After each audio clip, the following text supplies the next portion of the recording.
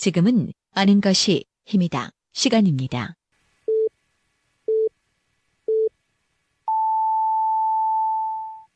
Welcome to the best podcast. Knowledge is power. 2019년 6월 3일 월요일 방송분입니다. 5시 엔데스는 월요일 순서 함께 하십니다. 키워드를 보는 뉴스 브리핑 팟캐스트 하는 것입니다. 정진호 PD와 함께합니다. 어서 오세요, 정 PD. 네, 안녕하십니까. 정진호입니다. 예, 첫 번째 키워드부터 살펴보죠. 네, 오늘 첫 번째 키워드는 비경제성으로 정해봤습니다. 예, 어떤 얘기죠? 흔히 경제적 아니면 경제성이란 말을 많이 하곤 하죠. 이 경제적이란 단어의 뜻, 아주 간단히 말씀드리면은 최소의 투자로 최대의 결과치를 얻어낸다 이런 얘기인데요. 예. 이를 뒤집어서 말한 게 바로 비경제적 혹은 비경제성, 즉 이제 최소의 투자로 최대의 투자로 이제 최소의 효과를 거둔다 이런 말이 될 겁니다. 효율성이 낮다 이런 얘기잖아요. 네, 그렇죠. 예.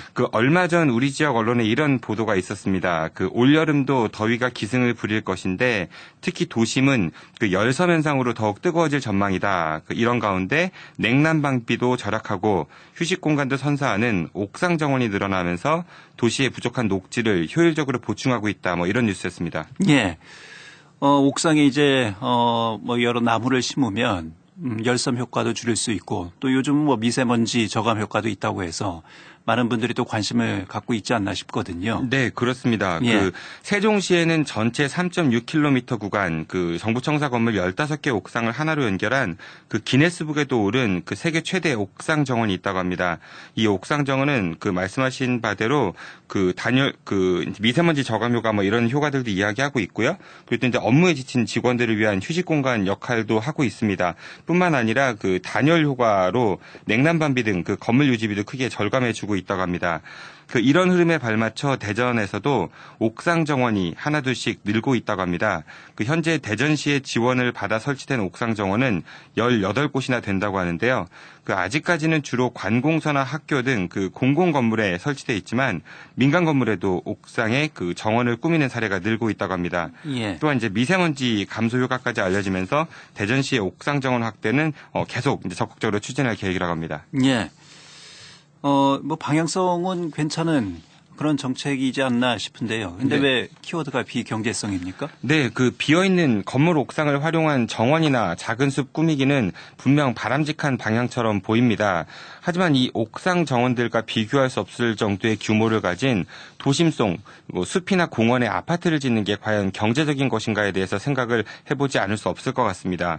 대전시는 올해 말까지 대전 서구청 옥상 1710제곱미터에 미세먼지 저감과 기후변화 대응을 위한 소생태계를 조성한다 이런 계획을 밝힌 바가 있었는데요. 예. 이 사업을 위해 대전시와 서구는 국비 2억 원을 포함 총 4억 원을 쓸 계획이라고 합니다. 이를 통해 서구청 옥상에 초지 공간 및 습지 공간, 관찰로, 탐방테크 등 녹색 휴게 장소를 조성할 계획이라고 밝혔습니다. 하지만 월평공원을 비롯한 대전의 장기 미집행공원은 약 1,440만 제곱킬로미터나 된다고 합니다.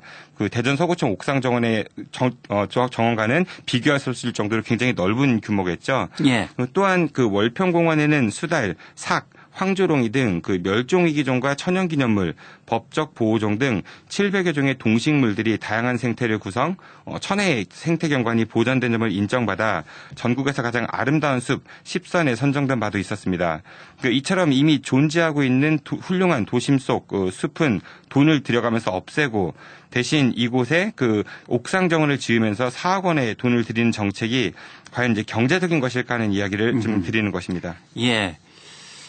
잘 보존된 자연림은 개발하면서 개발하면 당연히 이제 훼손이 될 수밖에 없고요. 네네. 그러면서 이 도심 속의 옥상의 정원을 꾸민다. 과연 이게 경제적이냐? 이런 비판이군요. 네, 맞습니다. 물론 장기 미집행으로 인한 재산권을 행사하지 못하고 있는 토지주들에 대한 피해는 분명 제대로 보상받아야 합니다. 하지만 피해를 보상하는 방법이 민간 특례 사업을 통한 아파트 건설만 있는 건 아니지 않겠습니까? 소중한 도심 속 숲도 지키고 그러면서 피해를 본 토지주들에게 합당한 보상을 해줄 수 있는 방법에 대해 현재 정부와 여러 지자체들이 머리를 맞대고 있는데요. 얼마 전 정부는 부지를 매입하는 지자체에 대해서 지방채 이자를 70%까지 지원해주는 대책을 추진한다 이런 계획을 밝힌 바도 있었죠. 예. 하지만 대전시의 정책 방향을 보면 이 도시숲을 지키겠다라는 의지가 제대로 있긴 한 건가에 대해서 의문이 들지 않을 수 없을 것 같습니다. 대전시 녹지기금 조성 운영 조례에 따르면은 2016년까지는 매년 순 세계 잉여금의 5%를 2017년부터는 2%를 녹지기금으로 조성하도록 되어 있다고 하는데 실제 대전시는 2011년부터 16년까지 6년간 녹지기금을 5억 원밖에 출연하지 않았다고 합니다. 예. 같은 기간 순 세계 잉여금이 6,864억 원이라고 하니까 원래 조례대로 했다면 5%인 343억 원을 출연했어야 했는데도 말이죠. 그래서 이 월평공원 문제를 환경단체들과 개발업자들 간의 갈등으로 내몰고 있는 대전시의 도시 철학이 좀 무척 걱정이 됩니다. 예. 부디 올바른 도시, 철학이 맞는 그런 도시계획이 좀 이루어졌으면 좋겠습니다. 예. 두 번째 키워드 살펴보죠. 네, 두 번째 키워드는 눈먼 돈이라고 정해봤습니다. 예. 어떤 얘기입니까? 대전시가 매년 지역 택시업계에 콜택시라고 하죠. 한비콜, 양반콜, 한밭 S콜 등이 대표적인데요. 이 콜택시 호출 수수료 명분으로 10억 원 이상의 보조금을 지원하고 있다고 합니다. 대전시에 따르면 올해 택시업계 227억 원을 보조금 명목으로 지원하고 있다고 하는데요. 이 중 유가 보조금이 전체의 70% 정도 해당하는 156억 7,900만 원, 카드 결제 수수료 41억 5,900만 원, 그리고 콜택시 수수료로 12억 3,400만 원 정도가 지원되고 있다고 합니다. 예. 대전시가 현재 이 부분과 관련해서 예산 지원을 하고 있다라는 얘기죠? 네, 그렇습니다. 이 콜택시를 운영하려면은 이 콜센터도 운영해야 되고 또 이제 관련 시스템도 운영해야 하니까 비용이 들 수밖에 없을 텐데요. 이걸 그동안 대전시가 부담을 해줬기 때문에 시민들이 무료로 콜택시 서비스를 이용할 수 있었던 것입니다. 그런데 몇 해 전부터 카카오 택시 서비스가 등장하면서 이 콜택시 서비스 이용자가 급감했다고 합니다. 개인 택시 한 대를 기준으로 보면 월 평균 콜수는 2016년 37.6건에서 작년에는 28.7건으로 10건 가까이가 줄었다고 합니다. 개인 택시 한 달 운행 일수가 20일 정도 되니까 이 콜택시를 이용하는 시민들은 하루에 평균 고작 1명에서 2명 사이에 불과한 셈이라고 볼 수 있을 것 같습니다. 예. 카카오 택시 등장 이후에 이 콜택시 이용률이 급격하게 줄었다 이런 얘기군요. 네, 문제는 또 이뿐만이 아닙니다. 한 개인 택시 운전자는 이런 이야기를 했다고 하는데요. 몇 년 전부터 양반콜을 신청해 영업을 하고 있는데 몇 해 전부터 이용자가 하루 한두 명에 불과한데도 이 콜 업체가 월 2만 원을 운영비 명목으로 떼어간다. 대전시에서 보조금이 지원되고 있는지도 몰랐다라고 했다고 합니다. 예. 즉 콜 업체에서는 보조금은 보조금대로 그리고 이를 이용해서 영업하는 택시 운전자들에게 수수료는 수수료대로 이렇게 양쪽에서 돈을 받아서 하루 한두 명이 이용하는 것에 불과한 콜택시 서비스를 운영해 온 것이다 이렇게 볼 수 있을 것 같습니다. 예. 이에 대해서 대전시는 어떤 입장입니까? 네, 혈세 낭비란 지적이 많이 나오고 있고 대전시도 이를 알고 있다고 하는데요.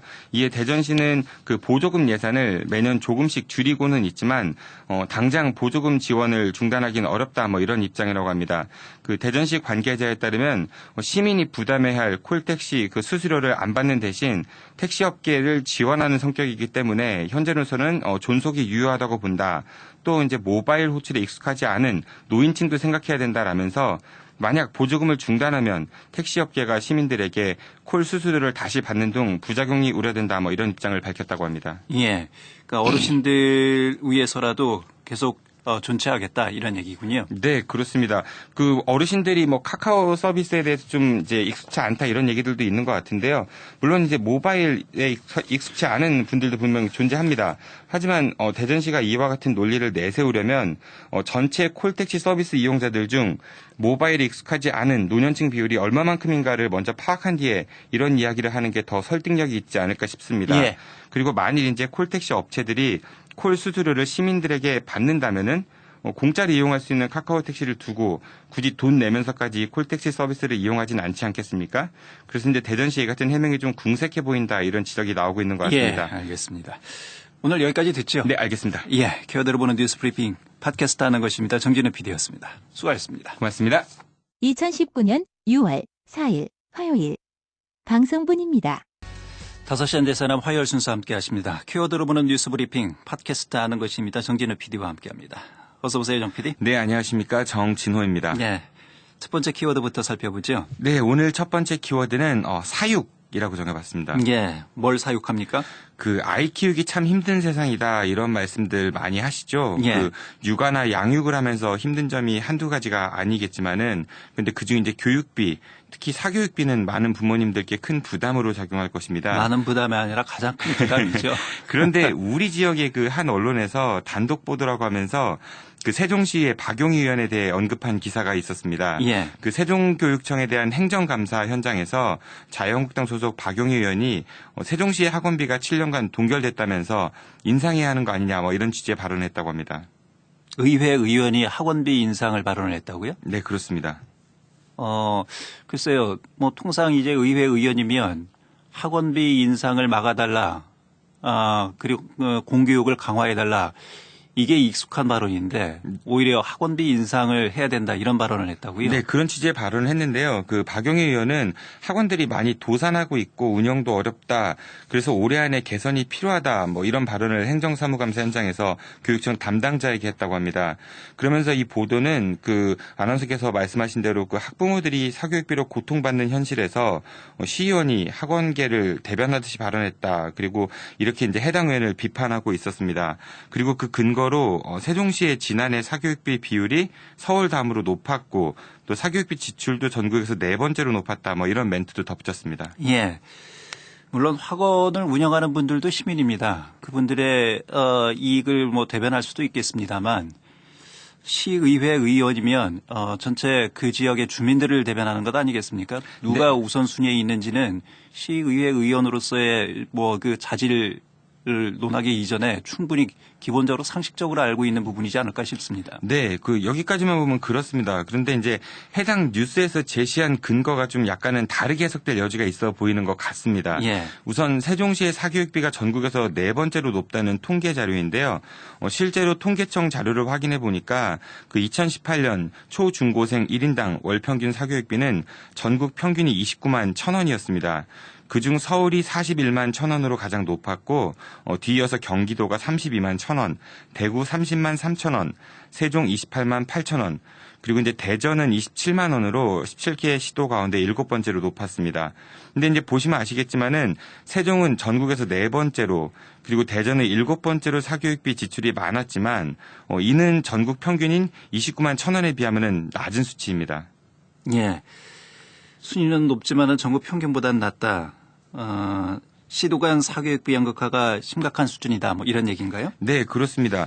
그리고 이제 대전과 세종의 학원 교습비도 좀 비교해 보았는데요. 그 올해 기준 대전 동서부 교육지원청에서 책정한 1분당 학원 교습비는 초등 과정이 170원, 중등 200원, 그리고 고등 과정이 219원이라고 합니다. 반면 세종시 교육청에서 책정한 1분당 학원 교습비는 초등 과정이 130원, 중등 130원, 그리고 고등이 145원이라고 합니다. 다시 말해서 그 세종의 1분당 학원비는 대전에 비해서 초등 40원, 중등 70원, 그리고 고등 74원이 적게 책정되어 있습니다. 예. 사교육비는 대전보다 세종이 더 많은데 학원비는 대전이 더 비싸다. 뭐 이렇게 해석이 되는 겁니까? 네, 그래서 이제 제가 앞서 말씀드렸던 바와 같이 여기에서 바로 이제 해석의 오류가 있다고 볼 수 있을 것 같습니다. 이 사교육비가 반드시 학원비만 포함되는 건 아니지 않겠습니까? 그 사교육비의 범주 안에는 개인 과외도 있고 뭐 그룹 과외도 있고 여러 형태들이 있습니다. 그러니까 이제 사교육비는 곧 학원 교습비다 이런 등식이 꼭 성립하는 것은 아니란 이야기인 거죠. 예.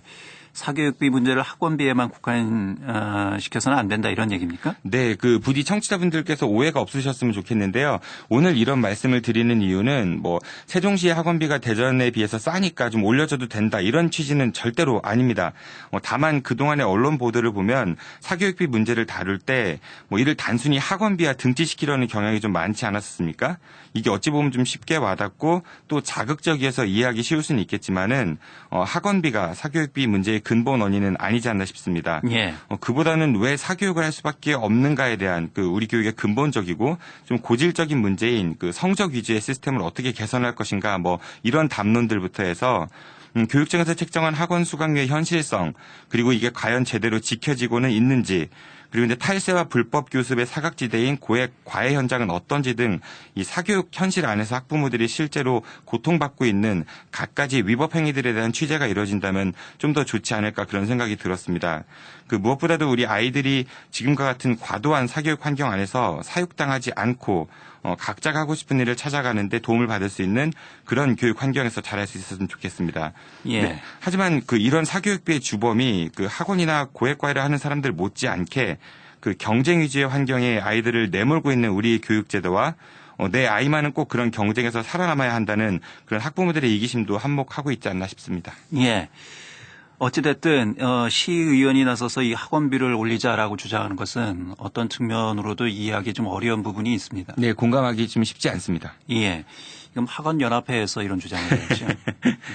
두 번째 키워드 살펴보죠. 네, 두 번째 키워드는 스피드라고 정해봤습니다. 예. 어떤 얘기입니까? 그 아나운서께서도 기억하시겠지만은 뭐 저도 이제 초등학교 시절 때 학교에서 이런 조사를 했었습니다. 뭐 집에 전기밥솥 있는 사람 손들어봐, 뭐 자동차 있는 사람 손들어봐. 이거 혹시 기억하시죠? 이른바 이제 가정환경조사라고 해서요. 네, 그렇습니다. 예. 왜 집에 텔레비전이 있는지 냉장고가 있는지 그게 왜 학교에서 궁금해하는지 도저히 어린 시절에도 이해는 안 됐습니다. 네, 요즘은 이런 거 조사한 학교는 아마 없을 겁니다. 예. 그만큼 우리 경제가 좀 많이 성장한 측면도 있겠죠. 자동차 역시 이젠 일상에서 빼놓을 수 없는 수단이 된 것 같습니다. 하지만 그 늘어난 자동차 수에 비해서 그 우리의 인식 수준이 과연 얼마나 높아졌는지 우리가 좀 한번 생각해보지 않을 수 없을 것 같습니다. 예. 경제 발전 속도의 그 인식 수준의 발전 속도는 좀 따라가지 못한다. 뭐 이런 비판의 목소리는 많이 있었죠. 네, 그렇습니다. 특히 이제 자동차 문화는 더욱 심각한 것 같은데요. 원래 이제 자동차란 사람이 이용하기에 만들어진 물건 아니겠습니까? 하지만 이게 어느 순간부터 그 길이 사람보다는 자동차 중심으로 돌아가는 게 아닌가 싶은 생각이 듭니다. 과속도 예외는 아닌 것 같은데요. 지난 2013년 10건이었던 과속으로 인한 대전의 교통사고는 2017년 24건, 그 지난해에는 28건으로 3배 가까이나 늘었다고 합니다. 특히 과속으로 인한 교통사고 사망률은 대전이 35%로 전국에서 두 번째로 높다고 합니다. 이 과속에 의한 사망률이 전국에서 두 번째로 높다고요, 대전이? 네, 그렇습니다. 예. 참 안타까운 일입니다. 이게 뭐 본인의 생명뿐만 아니라 타인의 생명까지도 앗아갈 수 있는 부분이잖아요. 네, 그렇습니다.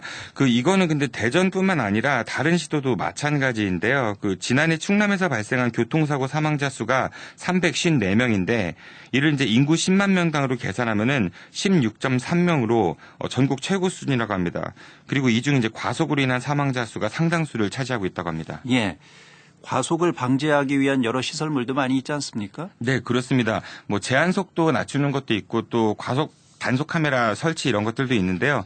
대전시도 이런 노력을 계속해오고 있다고 합니다. 실제로 편도 4차선 이상의 비교적 넓은 도로가 예전에는 제한 속도가 시속 70km였다가 요즘엔 시속 60km로 하향 조정된 곳이 많습니다.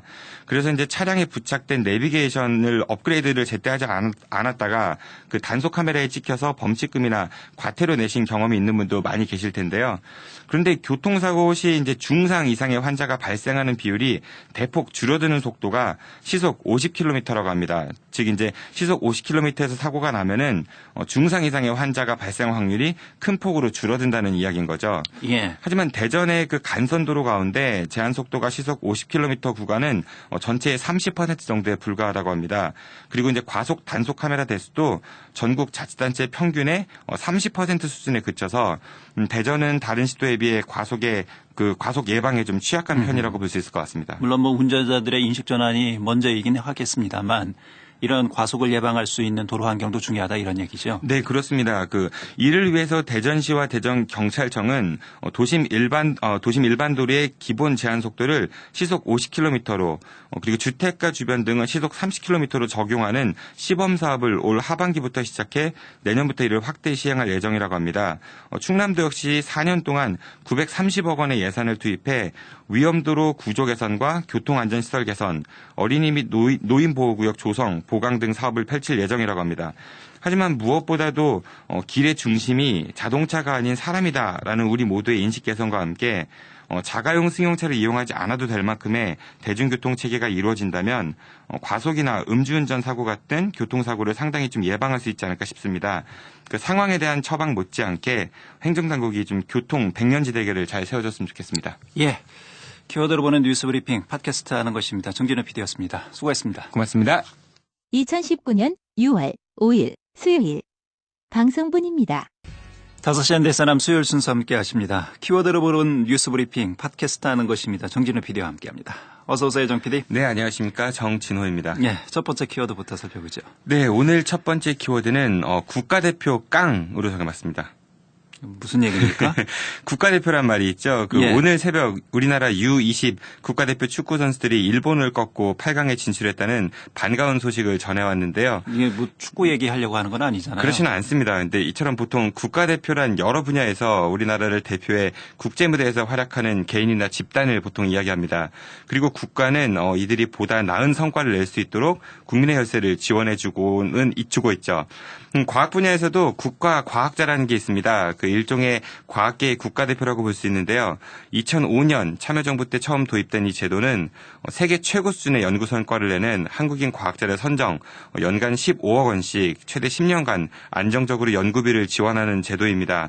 황우석 전 서울대 교수가 국가과학자 1호로 지정되었다가 예. 논문 조작 사건으로 자격을 박탈당했던 바가 있었습니다. 연간 15억 원씩 지원합니까? 네, 그렇습니다. 예. 일반인들 그 생각으로는 상당히 많은 액수군요. 네, 뭐 상상하기 어려운 액수이죠. 예. 하지만 뭐 이 과학이라는 것이 우리 미래 산업을 책임지고 있는 중요한 분야이기 때문에 뭐 투자의 개념으로 볼 수는 있을 것 같습니다. 네, 그렇습니다. 특히 뭐 대전은 카이스트와 기초과학연구원을 비롯한 그 대덕 연구특구가 있기 때문에 이 과학기술 분야에 더욱 관심을 많이 갖지 않나 싶습니다. 그런데 총 10명의 그 10여 명에 불과한 국가과학자들 중 한 명이 국가로부터 지원받은 연구비 중 그 6억 원을 개인 용도로 써서 논란이 일고 있다고 합니다. 예. 바로 대구 경북과학기술원 뭐 약칭 디지스트라고 하는데요. 남홍길 교수 이야기입니다. 그 남 교수는 2010년 국가과학자로 선정된 데 이어서 2012년에는 대전에 있는 국책연구기관인 IBS 즉 기초과학연구원의 식물 노화 수명 연구단장에 선임된 세계 최고 수준의 우리나라 과학자입니다. 예. 근데 연구비를 사적인 목적으로 썼다 이런 얘기군요. 네, 그렇습니다. 구체적으로 어떤데 어떻게 썼는지 좀 나왔습니까? 네, 일단은 이 남홍길 교수는 분자 유전학의 시스템 생물학적 접근 방법을 도입해서 식물 죽음의 생체료를 규명했고 또 이제 식물 말고도 인간을 비롯한 다른 개체들의 노화 기전에 대한 새로운 패러다임을 제공해서 세계적인 평가를 받고 있다고 합니다. 예, 어렵네요. 네네. 또한 식물의 쌍둥이 정자 형성 비밀과 식물의 생화학적 눈동자 개념 등을 규정하여 사이언스, 네이처, 셀지 등 그 세계에서 가장 권위가 높다는 저널에 논문을 등재하기도 했다고 합니다.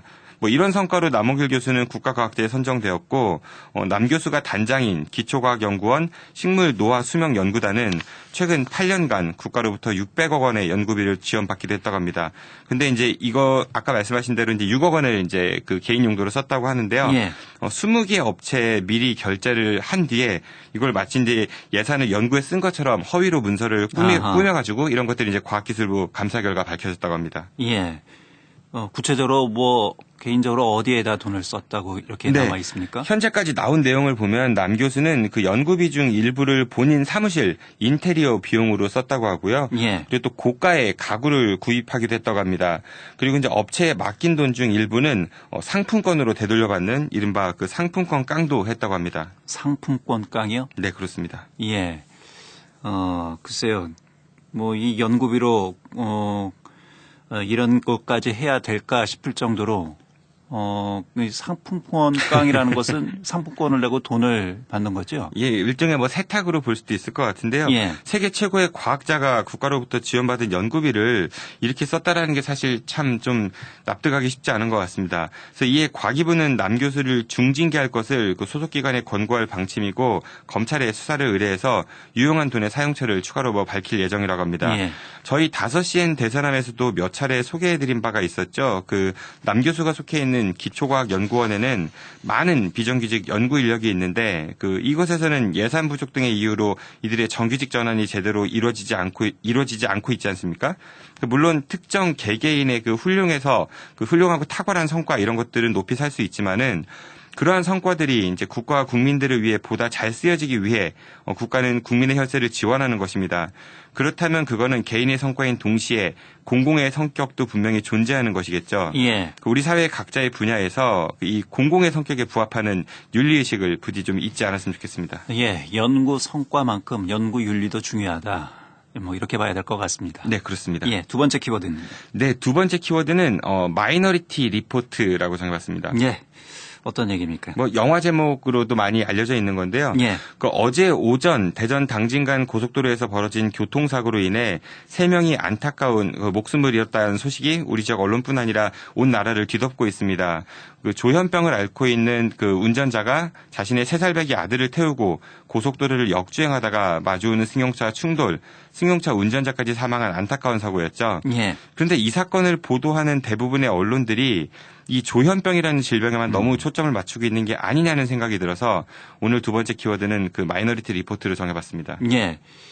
최근에는 그 조현병 환자가 그 저지른 흉악범죄가 발생을 해서 더더욱 이런 부분에 대해서 사회적 관심이 지금 높아지고 있는 것은 사실인 것 같습니다. 네, 그렇습니다. 그 이번 사건 말고도 많은 사건들이 있었죠. 그 전주 가자동에서는 한 조현병 환자가 본인이 살고 있는 아파트에 불을 지른 뒤 대피하는 주민들에게 흉기를 휘둘러 5명이 숨지고 13명이 부상당한 일도 있었고, 창원에서는 조현병을 앓고 있는 10대가 자신의 위층에 살고 있는 할머니를 흉기로 여러 차례 찔러 숨지게 한 일도 있었습니다. 하지만 어제 그 저희 5시엔 대사남 강신철 교수의 바른경제 코너에서도 이야기했듯이 이게 이제 상관관계인가 아니면 인과관계인가는 좀 따져봐야 되지 않을까 싶습니다. 예. 조현병 환자라고 해서 모두 다 흉악범이다. 뭐 이렇게 봐서는 위험한 거잖아요. 네, 그렇습니다.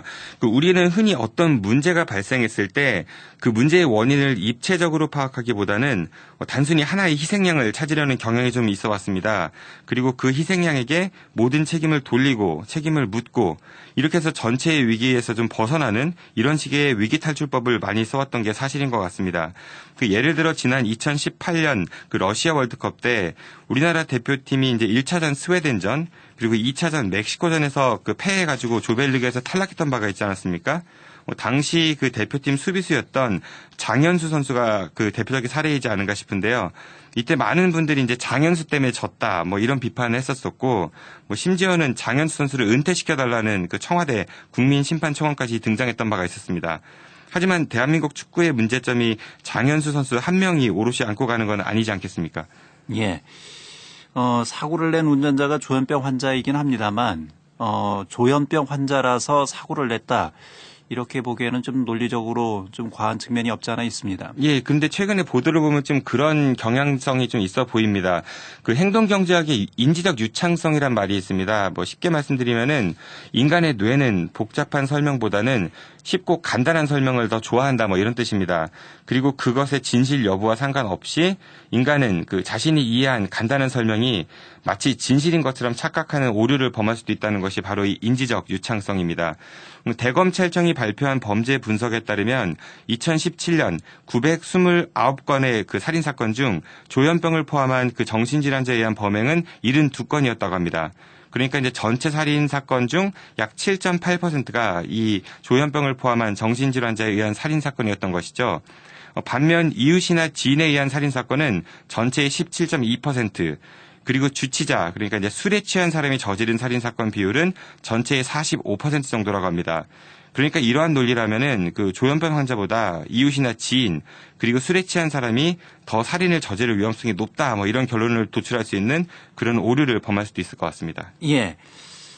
이번 사고의 원인을 조현병으로만 봐서는 안 된다. 그런 취지인 것 같습니다. 네, 그 경기대학교 범죄심리학과 이수정 교수는 한 라디오 방송 인터뷰에서 단순 조현병과 그 범죄 사이에는 인과관계가 전혀 없다. 그 피해망상 증상이 있는 일부 편집형 조현병 환자들만이 범죄 위험에 노출되었다. 뭐 이런 견해를 밝히기도 했다고 합니다. 예. 이 조현병이라는 정신질환에 대한 막연한 공포감을 조성해 정신질환에 대한 사회적 편견을 조장하고 이들에 대한 통제 내지는 격리를 주장하는 게 과연 그 진정한 해결책인가에 대해서 우리 사회가 좀 한번 진지하게 고민해봐야 되지 않을까 싶습니다. 예. 네. 알겠습니다. 여기까지 하죠. 네, 알겠습니다. 예, 키워드로 보는 뉴스 브리핑 팟캐스트 하는 것입니다. 정진우 PD와 함께했습니다. 수고했습니다. 고맙습니다. 2019년 6월 6일 목요일 방송분입니다.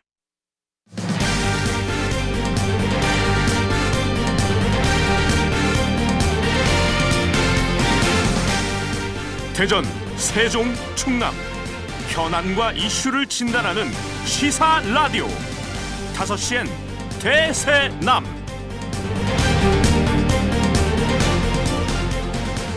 여러분 안녕하십니까, 김현선입니다. 지난달 22일 고령의 몸으로 상복을 입고 유해를 들고 국회를 찾은 사람들이 있었습니다. 한국전쟁 전후 민간인 희생자 유족들이었습니다. 이들의 요구는 과거사법을 개정해서 활동을 종료한 진실화해를 위한 과거사정리위원회를 제기하고 한국전쟁 시기의 민간인 학살 등의 국가폭력 사건의 진상을 규명해달라, 유해를 발굴하고 명예회복 조치를 해달라라는 것이었습니다. 이 자리에는 대전 산내 골령골에 가족을 남겨둔 유족도 함께 있습니다. 사건 당시 20대였던 한 청년은 이제 80을 넘어서 희생자들의 명예회복을 외치고 있습니다. 제주 4.3 항쟁, 여순 사건, 그리고 노근리, 대전 형무소와 산내 골령골까지 군경의 민간인 학살은 오랫동안 금기의 대상이었습니다. 참여정부 시기 2005년 과거사법이 제정되면서 활동을 시작을 했지만 이명박 박근혜 정부에서 중단이 됐고, 현 정부 출범 이후에는 관련 법안들이 국회 행정안전위원회에 제출돼 있지만 3년째 논의 중입니다. 오늘은 나라를 위해 목숨을 바친 이들을 기념하고 감사를 전하는 날이지요. 이제는 나라에 의해서 부당하게 희생당한 이들의 아픔도 어루만지며 진실과 화해를 통해서 사회 통합의 길로 나가야 할 때가 아닐까 싶습니다. 오늘 5시엔 대세남에서는 금기를 넘어 진실과 화해로, 골령골을 주제로 우리 지역의 아픈 역사, 산내 골령골 민간인 학살 사건을 특집으로 준비했습니다. 현재 우리 지역 민간인 학살에 대한 조사와 발굴 어떻게 이루어지고 있는지, 또 앞으로의 과제는 무엇인지 함께 고민해 보겠습니다. 6월 6일 목요일 5시엔 대세남 시작합니다.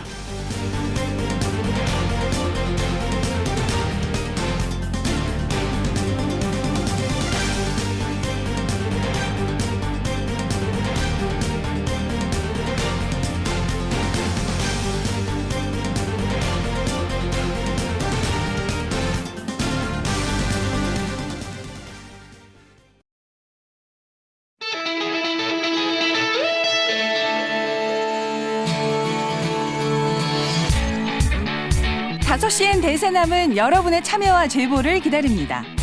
오늘 바로 수고하셨습니다. 여러분의 일상, 우리는 독립운동과 서울에 대하여 문제점을 지적하고 나누고픈 현장, 다양한 소리를 보내주세요. 단문 50원, 장문 100원의 유료 문자 샵 2309, 페이스북과 카카오톡 플러스 친구에서 대세남을 검색해 참여하실 수 있습니다. 5시엔 대세남, 지금 참여하세요.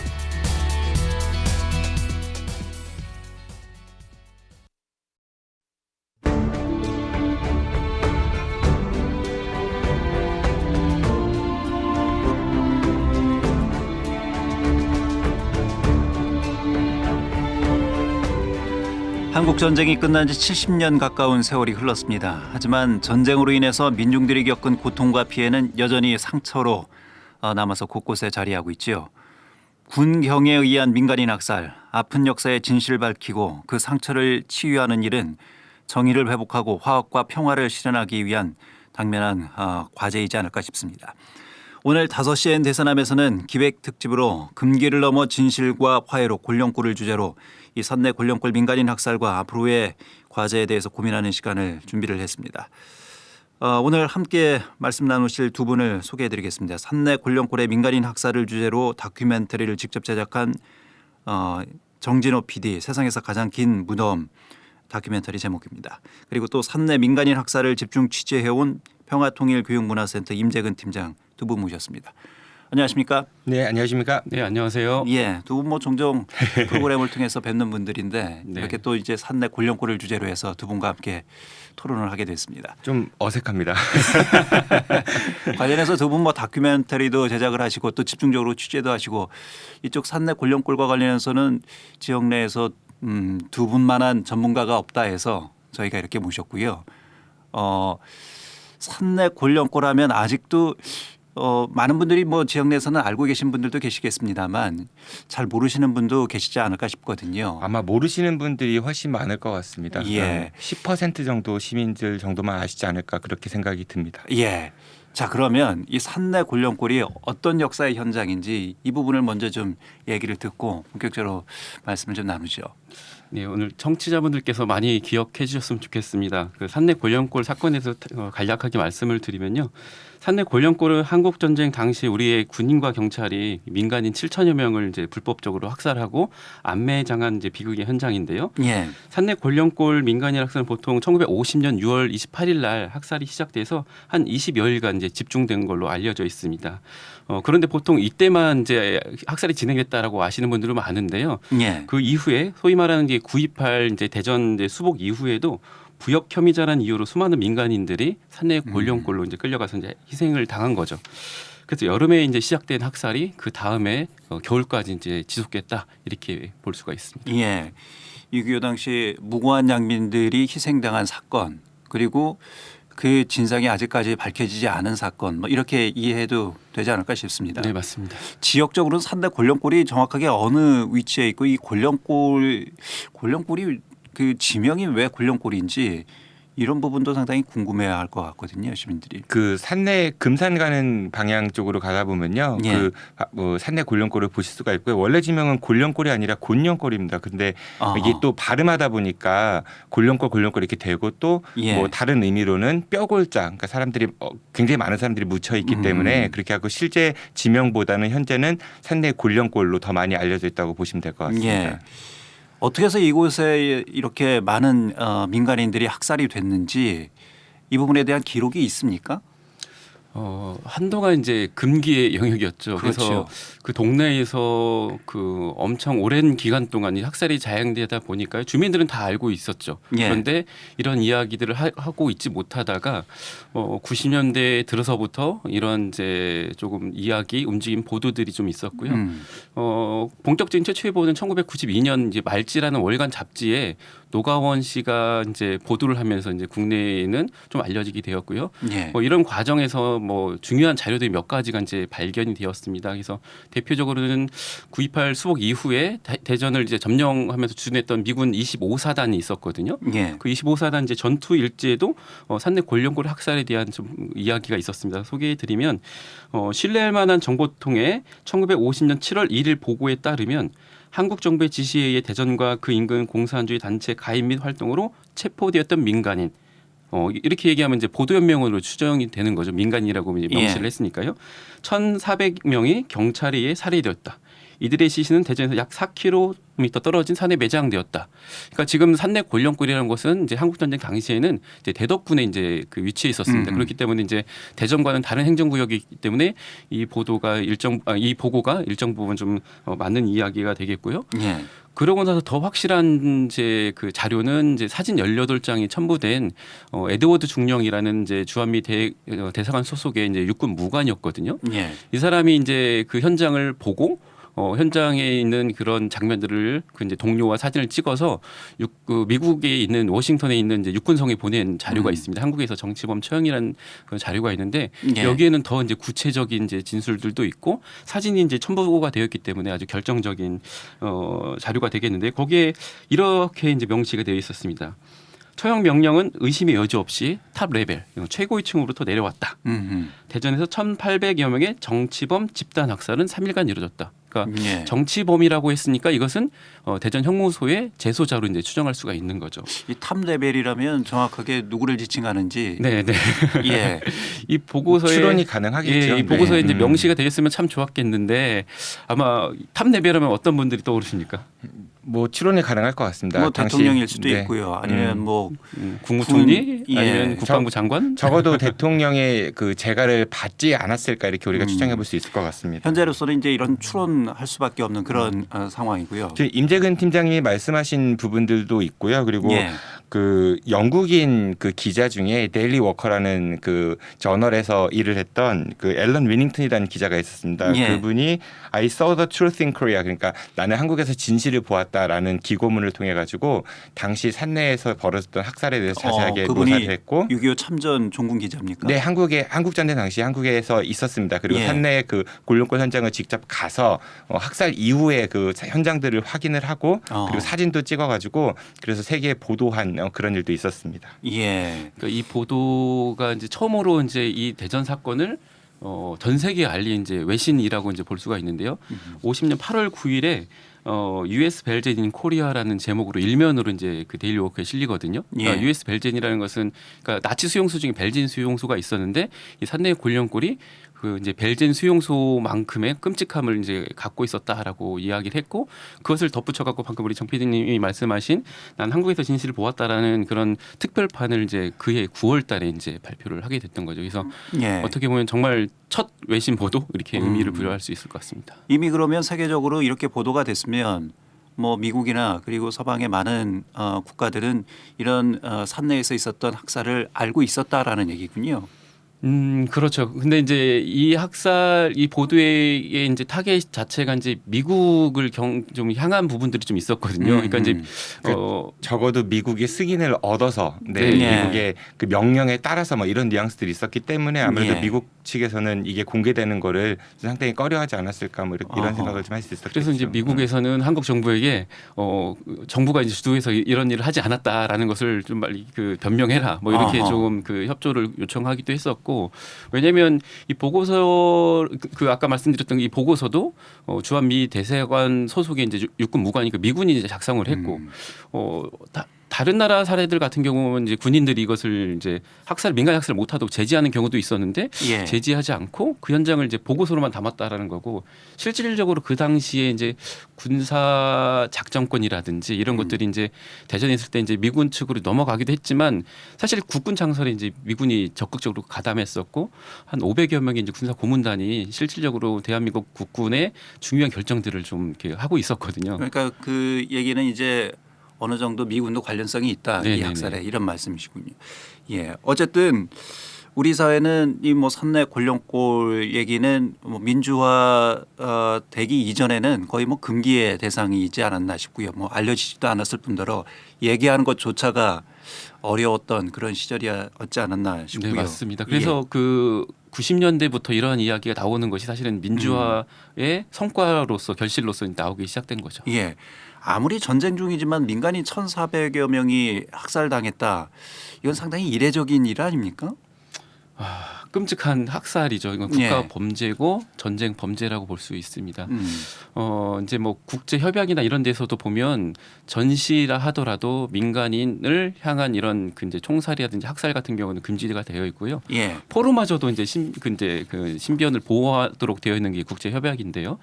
그것도 이제 자국 국민을 경찰과 군인이 이제 학살했다는 것은 있을 수 없는 일이죠. 근데 예. 더 안타까운 점은 전쟁 때는 어쩔 수가 없었다라는 시각을 아직도 많은 분들이 가지고 계십니다. 그 당시에 그러한 상황에 당신이 한번 처했어 봐라. 그 내가 살기 위해서 어쩔 수 없는 선택을, 그러니까 어쩔 수 없이 그런 명령을 수행할 수밖에 없었다라. 그 이해해야 된다라는 그런 시각들이 사실 아직도 많이 존재하는 건 사실인 것 같거든요. 그렇게 그러니까 되면 나치 학살도 뭐 정당화될 수밖에 없는데요. 그렇죠. 그래서 우리나라가 앞으로 이제 나아가야 될 방향에 있어가지고 이런 역사 교육을 함에 있어가지고 네. 이런 부분들까지 좀 세심하게 고려해서 좀 앞으로 좀 진행돼야 되지 않을까 그런 생각이 듭니다. 문제는 이렇게 이 많은 1,400여 명이 되는 분들이 대부분이 민간인 신분이었다는 거잖아요. 네네. 전쟁과 직접적으로 관련이 없는. 그러니까 이제 민간인 학살, 그러니까 대전뿐만 아니라 전국적으로 수많은 이제 희생이 있었는데요. 예. 희생된 숫자를 추론하기조차도 어렵습니다. 수십만에서 수백만으로 이제 이야기를 하는데요. 학자들마다 좀 입장이 다릅니다. 하지만 공통적인 입장은 군인의 희생보다 민간인의 희생이 더 컸다라는 건 공통적이었습니다. 우리 현대사에 참 비극이네, 큰 비극이네요. 네, 그래서 우스갯소리로 군대 가는 것이 더 안전하다 이런 이야기를 할 정도였죠. 예. 그래서 두 분이 이제 산내 골령골과 관련해서 관심을 갖고 뭐 취재도 하시고 또 다큐멘터리도 직접 제작을 하셨습니다. 다큐멘터리 제목이 세상에서 가장 긴 무덤이잖아요. 네. 예. 정진우 PD가 직접 이 다큐멘터리를 제작을 하셨는데 왜 이런 다큐멘터리를 제작을 하게 되셨습니까? 우선은 이 다큐멘터리 제목은요, 우리 임재근 팀장님께서 쓰신 그 논문에서 기초를 한 거였고요. 저도 지역에서 생활을 하면서 이 산내 곤룡골에 관련된 이야기를 간혹간혹 언론을 통해서 접하긴 했었습니다. 그런데 제가 알고 있는 부분이 많지 않아가지고 늘 좀 궁금해하던 찰나에 임재근 선생님하고 같이 저희 이제 제가 하는 팟캐스트 방송에서 띠동갑내기 여행하기라는 프로그램이 있거든요. 그러니까 대전을 당일치기로 여행을 다니는 거였는데 그 중에 한 번의 주제가 대전과 전쟁이었습니다. 그래서 저희가 카메라를 들고 대전에 이제 한국 전쟁 흔적들을 찾아다니던 중 곤룡골을 갔었는데요. 촬영을 마치고 편집을 하는데 뭔가 이상한 쏴함이 밀려왔었습니다. 뭐라고 설명해야 될지 모를 정도의 묘한 기분과 그리고 좀 화남 그리고 창피함 이런 것들이 막 밀려와서 그 편집을 마치고 제가 임재근 선생님한테 전화를 했어요. 그래서 이런 마음이 들더라. 그리고 이제 그 방송을 이제 내보냈을 때 굉장히 많은 분들이 댓글과 그리고 많은 의견들을 남겨주셨거든요. 이런 일이 있었는지 몰랐다라는. 그래서 저조차도 별로 이렇게 잘 알고 있지 못했었는데 그러고 보니까 제 주변에 많은 분들이 이거에 대해서 모르고 있더라고요. 이 사건에 대해서. 그래서 우리가 한번 다큐멘터리를 이걸 제작해보자라고 이제 제가 임재근 선생님께 제의를 드렸고 임재근 선생님도 거기에 공감을 하셔가지고 그렇게 해서 다큐멘터리를 제작하게 됐습니다. 지난해 제작을 한 거죠? 네, 그렇습니다. 예. 그 세상에서 가장 긴 무덤이라는 제목은요. 뭐 제가 이제 처음 만들어낸 말은 아니고요. 네, 어떻게 보면 이제 집단 지성의 이제 합작품이라고 볼 수 있는데요. 2015년도 2월달에 이제 그곳에서 이제 유해 발굴이 좀 있었습니다. 그러면서 여러 가지 상황상 일주일밖에 이제 유해 발굴을 못해서 다시 그걸 묻을 수밖에 없었는데. 그 현장을 확인해 보니까 구덩이가 계속 이어지는 거예요.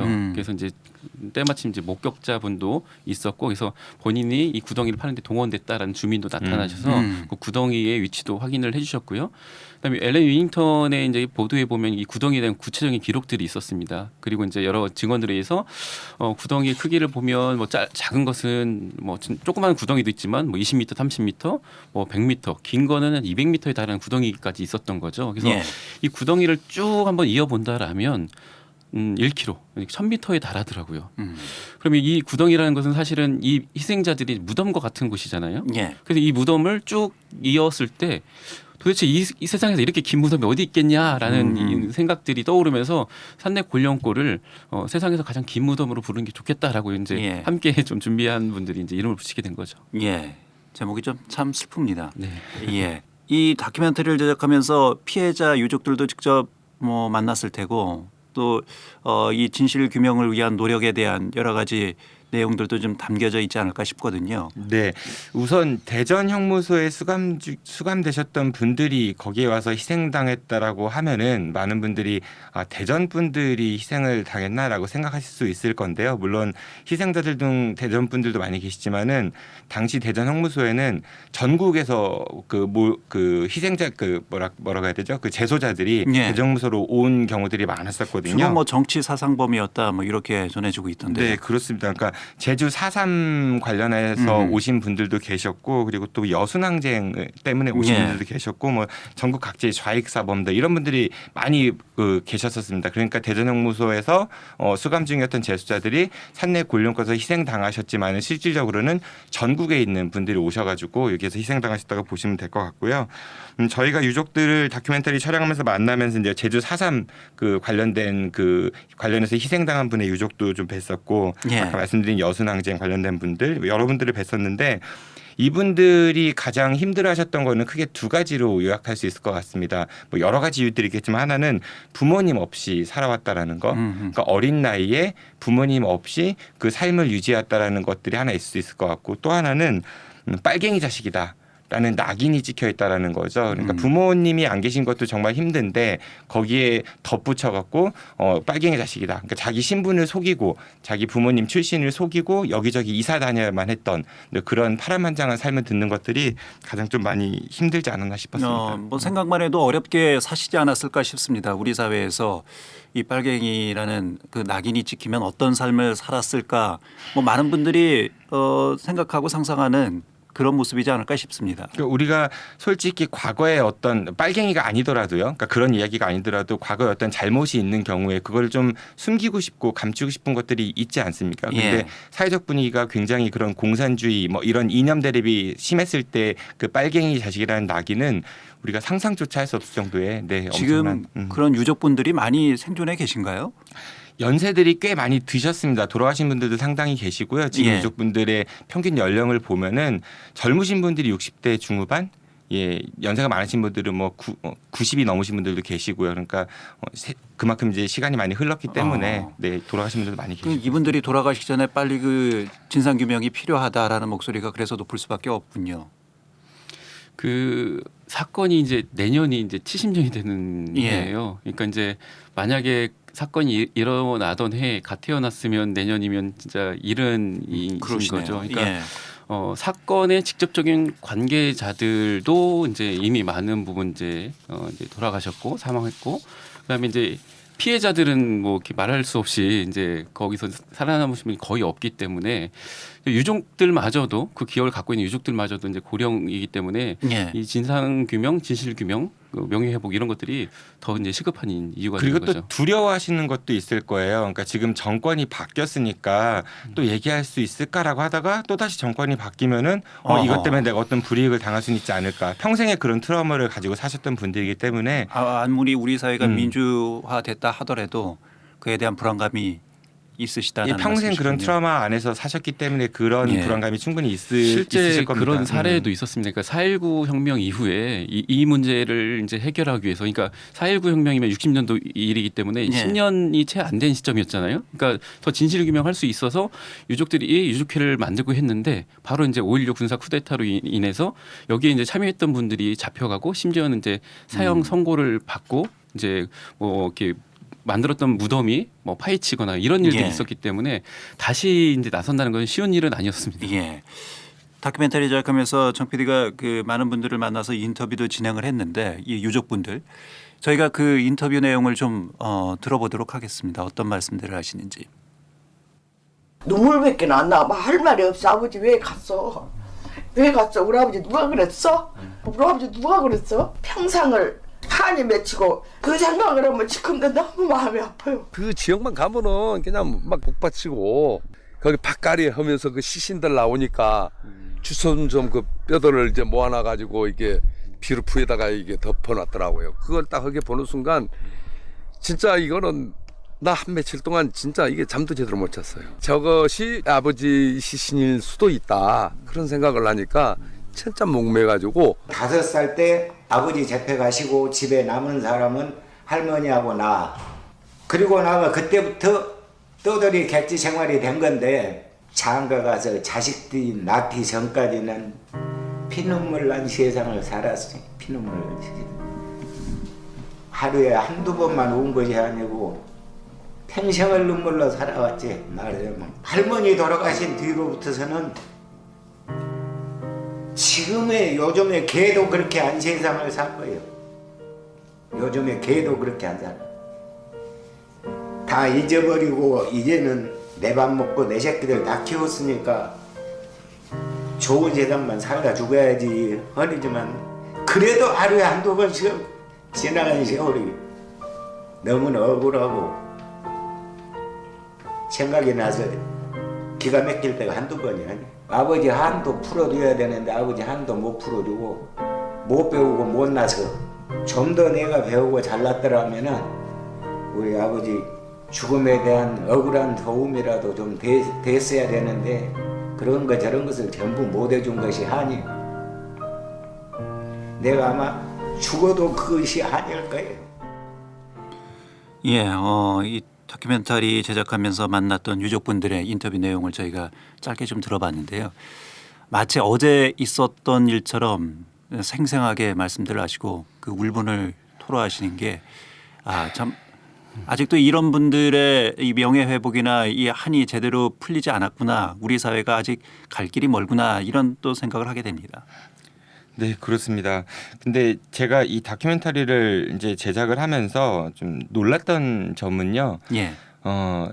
이 산내 골륜골에 관련해서 그 그 집중적으로 연구를 하거나 그런 그 진상을 규명하기 위한 노력들이 그런 하는 인력들이 상당히 부족하다라는 겁니다. 그러니까 전국에서는 뭐 제가 감히 이렇게 말씀드릴 수 있겠는데 임재근 팀장님 앞에 계시는 이분 말고는 전문적으로 연구하시는 분들이 이렇게 많이 계시지 않은 것 같아요. 논문도 임재근 선생님이 쓰신 게 거의 유일하다시피 하고, 그러니까 이제 자료가 임재근 팀장님 말고는 없는 거예요. 대전에서 아까 말씀하신 대로 수천 명의 민간인들이 그 산내 골룡과에서 학살을 당했는데 어느 분이, 그러니까 누가 죽었는지를 모릅니다. 거기에서. 그러니까 대전 형무소에 있던 수감자들, 재소자들이 와서 희생당했다고 이야기는 하는데 대전 형무소에 당시 수용인 명부가 없습니다. 발견이 안 되고 있습니다. 그러니까 정확한 피해 인원을 아직까지도 모르고 있다. 뭐 이런 인원도 얘기군요. 모르고 신원도 모르고. 네, 그리고 조금 전에 들으신 그 유족분들 같은 경우도요. 돌아가셨다라는 거는 확인이 되는데 시신을 못 찾고 있습니다. 그러니까 유골을 못 찾고 있습니다. 유골 발굴 조사가 한동안 있지 않았습니까? 공식적으로는 이제 진실화해위원회가 활동하던 시기 2007년도에 이제 유해 발굴이 좀 있었는데요. 그때는 소위 말하는 이제 대규모 이제 매장 추정지는 유해 발굴 못하고 산에 있는 몇 군데를 해서 34구의 유해를 좀 발굴했고요. 이제 진실화해위원회가 2010년을 마지막으로 연장되지 못하고 이제 종료가 됐죠. 해산되면서 그 후에는 국가 차원의 이제 활동들이 이제 중단되었던 거죠. 그래서 이제 민간 차원에서 유족회에서 우리라도 좀 발벗고 나서자라고 해서 뭐 전국 곳곳을 이제 유해 발굴을 시작을 했던 과정에 2015년 2월에 산내 골룡골에서 이제 한 일주일간 유해 발굴이 있었습니다. 그때 이제 한 20구 가량을 이제 유해를 발굴을 했는데요. 제가 이제 20구 가량이라고 하는 이유는 온전한 유해를 찾기가 어려울 만큼 세월의 그 시간 속에 이제 많이 삭기도 했고, 그다음에 얼마만큼 처참하게 이제 매장되어 있는지 서로 엉켜 있기 때문에 정확한 이제 개체, 이제 신원의 수를 이제 추산하기도 어려울 정도였던 거죠. 그래서 시간이 지나면서 이제 유해들은 점점점 이제 그 발굴은 점점 어려워질 수 있기 때문에 좀 이게 시급한 거죠. 말 그대로 시간과의 싸움이잖아요. 네, 맞습니다. 아직까지도 발굴되지 못한 유해들이 많이 현장에 있고요. 그러니까 희생자로 추산되는 인원이 한 뭐 많게는 한 7천 명까지 되거든요. 그러면 뭐 지난 2007년 그다음에 2015년 해봐야 한 뭐 5, 60구 정도가 유해가 좀 확인된 거니까 아주 극히 일부인 거죠. 그러니까 진화위에 따르면은 최소 1,800명 이상이라고 하니까 최소치로 잡아도 3% 정도의 유해밖에 발굴을 못한 겁니다. 그러니까 거의 안 됐다고 보시면 될 것 같습니다. 지금 현재 그 산내 골룡골 그 주변에 유해가 있다라는 것은 사람들이 대부분 다 인지하고 있는 사안이잖아요. 그러니까 유해 발굴을 통해서 이제 확인을 했고 그 구덩이의 위치라든지 그다음에 이제 구덩이에 뻗어나가는 이제 방향이라든지 또 이제 예전에는 한번 그 레이더를 통해 가지고 이제 땅 속을 이제 그 간접적으로도 이제 확인을 해봤었거든요. 그렇기 때문에 아직도 유해들이 많이 매장돼 있다라는 것은 이제 확실한 이제 사실입니다. 국가적 지원이 없으면 유해 발굴은 좀 어려운 상황이죠. 현재로서는. 그렇죠. 그러니까 민간이 이렇게 나서는 것은 이제 한계가 있는 거죠. 그렇죠. 이제 일주일 정도 한 건데 아니면 국가가 이제 못 나서면 이제 지자체라도 좀 나서줬으면 하는 바람을 좀 갖고 있습니다. 지금 이쪽 산내 골룡골뿐만 아니라 전국적으로 민간인 학살 지역에 대한 유해 발굴이 간헐적으로 좀 이루어지고는 있습니다만 이게 좀 국가적으로 지원이 돼야만 이 체계적이고 또 종합적으로 이런 발굴 조사가 이루어지지 않을까 싶습니다. 잠깐 여기에서 우리 그 산내 지역의 유해 발굴의 최고 권위자로 불리시는 분을 전화 연결해서 좀 이런 민간인 학살 지역 유해 발굴과 관련된 말씀을 좀 들어보도록 하겠습니다. 박선주 충북대학교 명예교수 전화 연결되어 있습니다. 민간인 학살 유해 발굴 공동조사단 단장을 지금 현재 맡고 계시죠.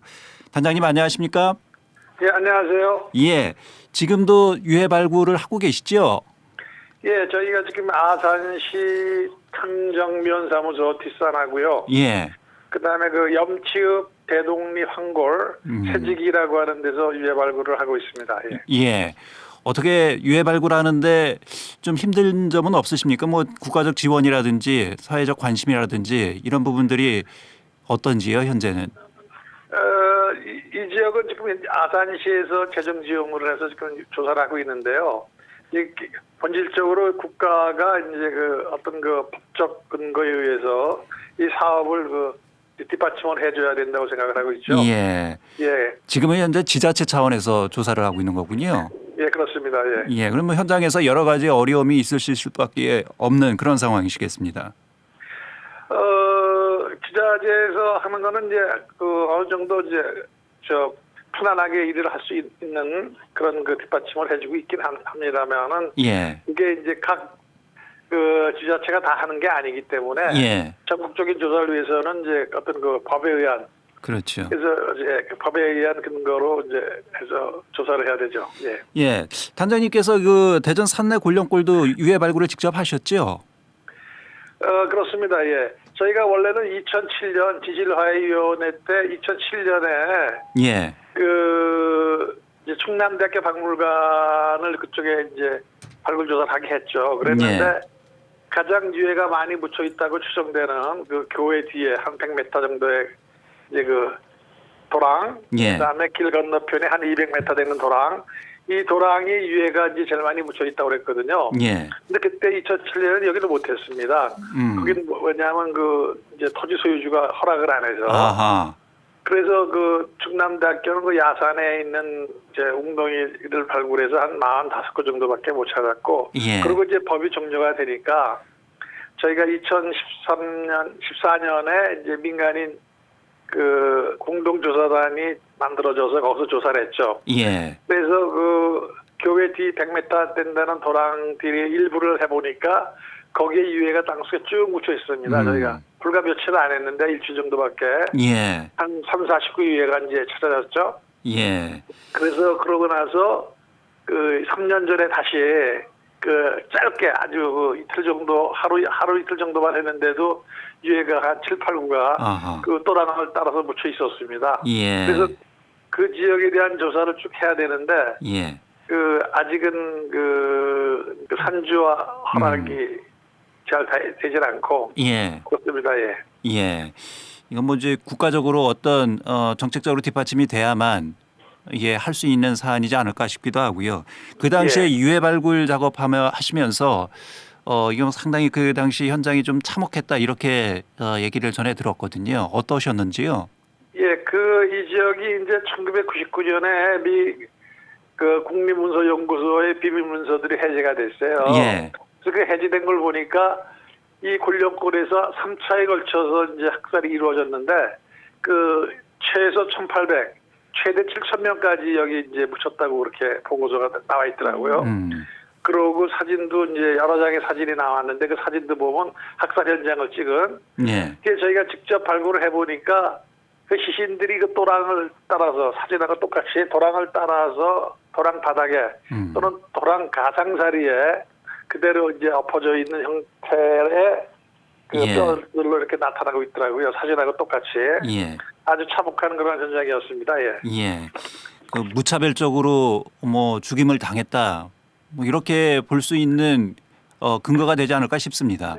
예, 그렇습니다. 예. 지금 바닥에 유해들이 쭉 이제 깔려 있는데 저희는 시간이 없으니까 읽지 않았기 때문에 다시 덮어놓고 표시만 해놨는데 그쪽에 이제 우리가 국가 단위 위령 시설을 거기다 지금 만들 작업을 하고 있거든요. 국가에서.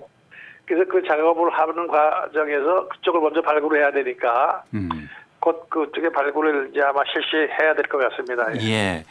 교수님께서는 비단 산내 골령골뿐만 아니라 전국적으로 이렇게 민간인 학살 지역에 대한 발굴 조사를 계속 해오고 계신데요. 예. 이 민간인 학살 지역에 대한 이 발굴 조사의 의미, 가치 이런 부분들은 어떻게 얘기해야 되겠습니까? 여러분들이 많이 이제 그런 질문을 해 오시는데 저희는 이제 과거를 청산함으로써 역사를 바로 세워야 된다 하는 입장을 이제 가지고 있죠. 예. 그런 역사를 바로 세운다는 거는 우리가 이제 국가 정체성을 어떻게 확립하느냐, 대한민국에. 그리고 또 하나는 이제 요새 인류 보편적 가치인 인권, 인권이라는 문제를 어떻게 신장시키느냐. 그런데 이 유해 발굴이 그러한 두 가지를 통해서 역사를 바로 세우는데 한 방편이 된다 이렇게 생각을 하고 있죠. 예. 그래서 우리가 과거를 정확하게 이해하고 과거의 진실을 밝힘으로써 이제 미래를 향해서 나가야 되는 그러한 걸 삼아야 된다. 예. 그렇게 생각하죠. 예. 예, 당연히 이제 그렇게 생각하고 그런 쪽 방향으로 나가야 되는데 아직도 네. 일부에서는 왜 자꾸 과거의 아픔을 자꾸 들춰내느냐, 왜 갈등을 조장하느냐 이렇게 말하시는 분들도 계시거든요. 예, 그런 분들도 계시지만은 저희가 그 과거에 대한 그 바른 청산 없이 예. 미래로 나갈 수는 없죠. 과거에 아픔 상처가 있었지만은 그렇죠. 그 상처를 치유하고 그렇게 치유함으로써 이제 저희가 어떤 그 계층 간의 또는 갈등 이런 걸 화해하고 예. 그 화해를 바탕으로 상생을 하고 그다음에 통합으로 사회가 통합을 이라는 그런 과정을 나가야지만 그렇죠. 평화라는 게 있지. 그렇지 않고 아픈 상처는 그냥 놔둔 채 그 위에다 대충 이렇게 터치를 해가지고 예. 뭐야 있자 이렇게 얘기하는 거는 너무 무책임한 얘기 그렇죠. 같은데요. 진정한 화합과 통합을 위해서는 반드시 진실 규명이 또 전제가 돼야 하는 것 아니겠습니까? 그렇습니다. 예. 예. 교수님 앞으로도 뭐 관련해서 계속 활동을 해 나가실 예정이신 것으로 알고 있습니다. 앞으로 뭐 정부 차원이나 국가적 차원이나 좀 더 보완해야 될 점들은 어떤 것들이 있는지 그리고 시민들의 의식은 또 어떻게 이런 부분들을 좀 반영을 해야 될지 끝으로 말씀을 좀 듣겠습니다. 예, 저희가 이제 이 일을 하려면은 뭐 일부 지자체 이런 도움을 가지고는 안 되거든요. 예. 그래서 결국은 중앙 정부가 그 법으로 이 사업을 지속적으로 할 수 있게 만들어줘야 됩니다. 그러니까 이 발굴을 주관할 수 있는 기관이 필요하고 또 전문가 그다음에 훈련된 사람들이 필요하거든요. 예. 그러한 것들은 이제 예산상의 문제가 따르고 결국은 법적인 뒷받침을 받아야만 가능을 한데 저희가 수년째 벌써 한 7, 8년 동안 계속 노력을 해오는데 아직도 진실화해를 위한 과거사법 이가 통과가 안 되고 있어요. 예. 그게 뭐 5월달에 통과가 된다고 이제 그러더니 여당과 야당이 예. 어떻게 또 무슨 일이 벌어졌는지 26월달로 연기됐다고 그러네요. 예, 정치 상황이 지금 녹록지가 않아서요. 예, 그래서 예. 이게 그런 그 뒷받침이 있어야지만 가능을 예. 하고 또 저희 국민들도 그 이게 잘못된 역사 인식 또는 역사를 이제 알고 계시는 것 같더라고요. 과거에 일어났던 일들에 대한 그 정확한 진실. 예. 저희가 진실을 알아야 되는데 지금 많은 분들이 알고 계신 거는 어떤 사실 외에 허구가 이렇게 포장되어 있는 거거든요. 예. 덮어져 있기 때문에 그러한 그 허구를 털어내고 그 안에 있는 진실을 바로 이렇게 보실 수 있는 예. 그런 마음의 자세를 가져주시면은 저희 같은 사람들이 노력을 해서 그러한 진실을 그 여러분들에게 이렇게 알려드리려고 노력을 할 예. 겁니다. 그래서 그 진실을 좀 받아들여 주시는 게 마음을 열고 예. 사회를 위해서나 국가를 위해서 아주 바람직한 일이 아닌가 생각합니다. 예. 알겠습니다. 교수님 말씀 고맙습니다. 감사합니다. 예. 예. 지금까지 유해발굴 공동조사단 단장을 맡고 계신 박선주 충북대 명예교수와 말씀을 나눴습니다. 자, 두 분도 같이 함께 뭐 박선주 교수의 말씀을 좀 들으셨는데요. 어쨌든 이 앞으로의 그 화해와 또 통합을 위해서는 진실 규명이 반드시 전제돼야 된다. 이런 말씀이신 것 같습니다. 이게 이제 어떤 잘못이 있었을 때 우리가 그거를 뭐 덮고 넘어가자, 뭐 앞으로 미래가 더 중요하지 않느냐 이런 얘기들을 사람들이 많이 하는데 가장 중요한 것은 어떤 일이 벌어졌는가에 대한 진상 규명 그리고 그거에 대해서 진실된 사과가 뒤따라야 되고요.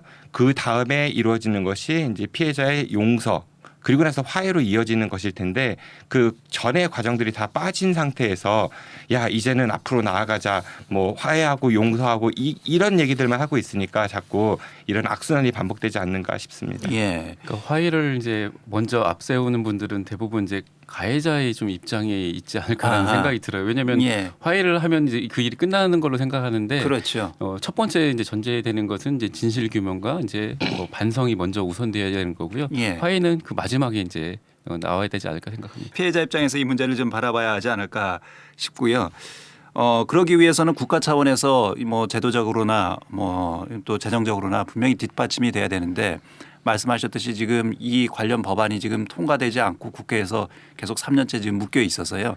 이런 부분에 대한 과제가 분명히 있을 것 같습니다. 근데 이거를 역사적으로 보기보다는 정치 이념적으로 보는 시각들이 굉장히 많습니다. 아무래도 국가 차원에서 이루어지려면 정치권의 노력이 필요한데 실제로 보면 정치권에서 이 문제에 대해서 좀 무관심합니다. 일단은. 그리고 뭐 정쟁의 소재로 삼는 경우들도 좀 있어 보이는 것 같기도 하고요. 아직도 이념적인 부분으로 바라보는 그런 사람들도 있지요. 네, 그렇습니다. 실제로 제가 어느 한 국회의원을 이제 인터뷰한 적이 있었었는데요. 예. 이 문제에 대해서 이제 지적을 좀 했습니다. 그러면서 왜 이렇게 관심이 없으십니까라고 질문을 드리니까 그분 대답이 그거는 좀 따져봐야 된다. 왜냐하면 그 당시에 누가 죽었는지 예. 그리고 그것이 국가에 얼마큼 해가 될 수 있는지 이런 것들을 따져봐야 되지. 뭐 이런 식의 답변을 들었습니다. 예. 또 전혀 다른 성향의 국회의원과 또 인터뷰를 했었는데요. 그분도 대전에서 꽤 유명하신 정치인이십니다. 실명을 밝혀주십시오. 그런데 그런 일이 있었냐라는 이야기를 최근에 이제 제가 들었습니다. 그러니까 아직도 관심이 없다라는 거죠.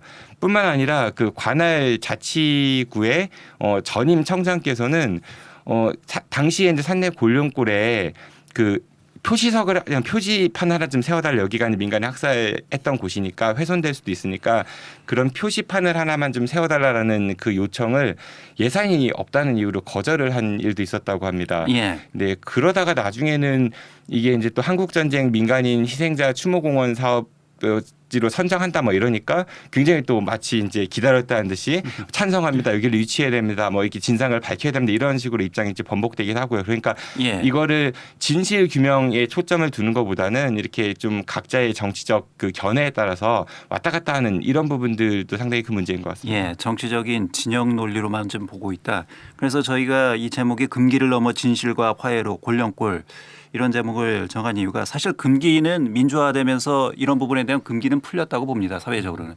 하지만 현재의 금기는 이렇게 이해관계를 통해서 서로 금기화하는 스스로 금기화하는 이런 현상들 때문에 이 진상규명이 좀 더디게 이루어지지 않나 그런 생각이 들거든요. 그러니까 이 문제의 가치를 뭐 사상 이념으로 볼 게 아니라 이거는 예. 이제 인권 문제, 그다음에 우리 이제 그 평화 문제로 좀 바라보면은 이런 문제 좀 해소될 것 같다는 생각이 들고요.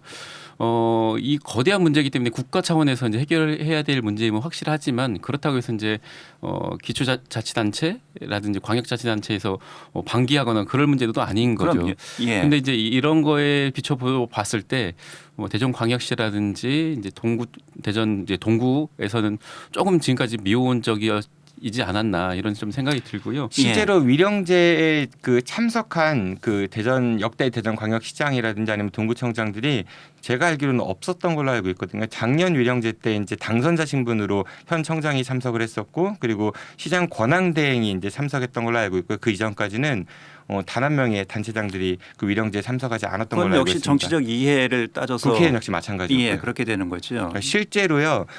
저희가 이제 이거 국회에서 다큐멘터리 상영회를 했지 않았습니까? 예, 예. 대전의 지역구에 7명의 국회의원들이 있는데 몇 분이 오셨죠? 한 분도 오시지 않았습니다. 그랬었군요. 그래서 제가 그날 키워드 뉴스에 그 키워드를 7분의 0으로 잡았던 기억이 있거든요. 예.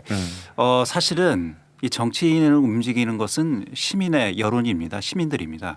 시민들이 이 산내 골령골에 대한 올바른 이해가 있으면 정치인들은 반드시 또 움직일 수밖에 없거든요. 그런 차원에서 시민들이 먼저 관심을 갖고 또 이 산내 골령골에 대한 진실에 대한 이해를 좀 하는 것이 중요하지 않을까 싶거든요. 그래서 우리 임재근 팀장님 같은 분들이 예. 산내 골룡골 평화 기행 이런 것들도 굉장히 이제 활동을 많이 하시고 계시고요. 그래서 이 부분에 관심 있는 일반 시민들한테 기행 해설을 현재 하시고 계십니다.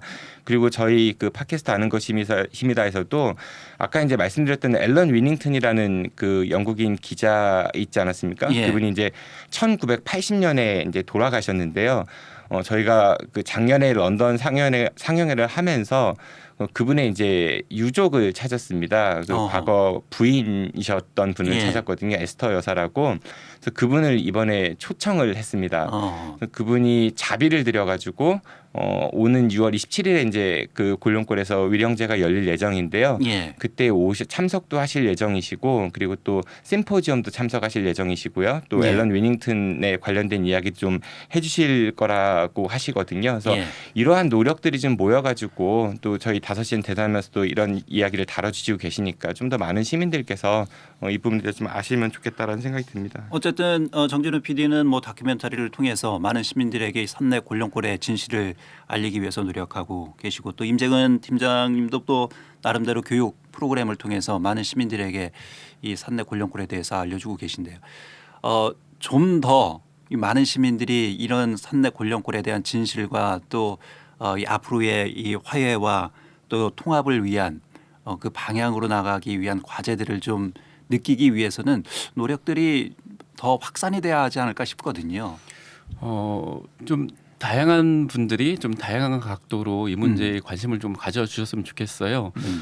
저는 이제 제 역할이 그곳에 대한 연구, 그다음에 이제 평화기행 해설 이렇게 생각을 하고 있었는데요.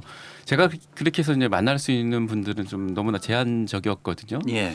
그런 측면에서 우리 정진호 감독님께서 이제 함께 제작해주신 이제 다큐멘터리도 큰 이제 의미가 있었던 것 같고요. 예. 뭐 영상, 그다음에 뭐 미술, 뭐 만화. 그다음에 글, 소설 좀 다양한 장르로 그리고 그 분야에 관심을 갖고 있는 우리 대전 시민들이 좀 여기에 관심 갖고 좀 참여를 해주셨으면 좋겠습니다. 실제로 작년에 다큐멘터리 제작한 이후에요. 아까도 말씀드렸지만은 저희가 영국 런던 대학교 초청을 받아가지고 상영회를 다녀왔었거든요.